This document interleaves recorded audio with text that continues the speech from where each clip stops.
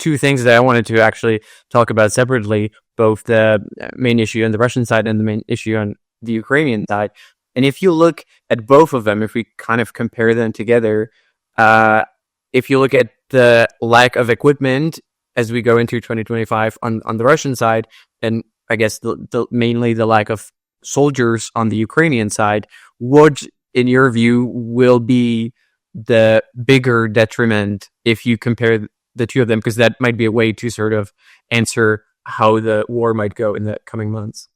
Okay, so let me touch on both those. Russia's not so much lacking in equipment. A lot of equipment that Russia pulled out storage it used to expand the force. It's not the case that all the equipment went from storage just to replace battle losses. The Russian ground force grew dramatically after partial mobilization in 2022. So it's a much larger force than what it was when Russia began the war. Now, a lot of that equipment might be older, but it's there nonetheless.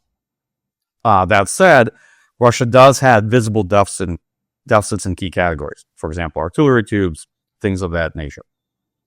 It is affecting how the Russian military fights, it's true. Ukraine also has real issues with equipment because the West transferred a veritable zoo of different types of equipment, different platform systems, and without a great plan for how to maintain its operational readiness in Ukraine over the course of this war, right? So you can have lots of equipment, but the readiness rate is really low because of all the challenges of maintenance, logistics, and sustaining this kit. So that's more challenge on the Ukrainian side, but Ukraine's main problem is definitely not equipment. That's very clear. Ukraine's problem is manpower, and it's not a problem in that Ukraine itself lacks manpower. It's a challenge that mobilization is not replacing losses, and force management decisions haven't led to the right outcomes to sustaining manning across the force. And most importantly, the challenge is deficit of combat infantry, right? Here's the thing. Lots of folks are willing to fight. Lots of people are willing to go fight in a drone unit, in a support position, what have you.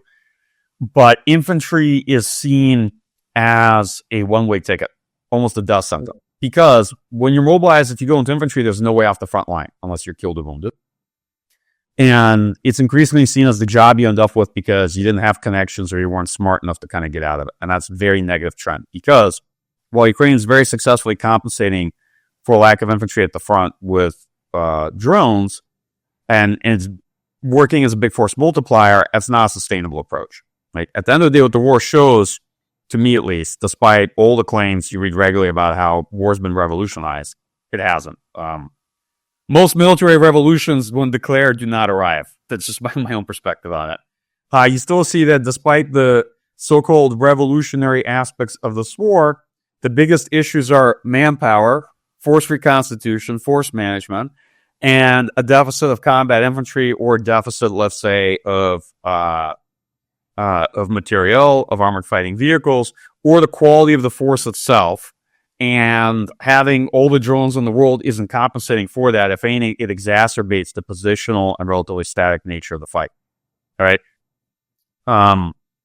So that's kind of the way I look at it. I think that on the Ukrainian side, definitely one of the biggest factors will be whether or not Ukraine can stabilize its manpower situation, because without that, it will not be able to stabilize the front. And on the Russian side, it's not so much a means-ends gap. Russia began the war with a very visible means-ends gap in the sense that the political objectives they were trying to achieve, the military capability available was clearly not sufficient or not able to achieve those objectives, right? There's a big gap between their goals in this war and the military ability they had. You could argue that that's still there, right? Depending on how you assess Russian objectives in this war.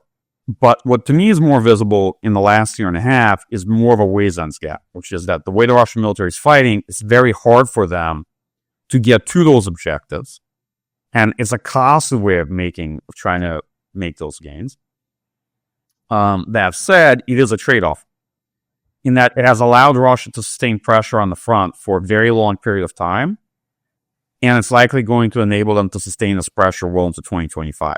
So you could say, no, they're not able to achieve big breakthroughs.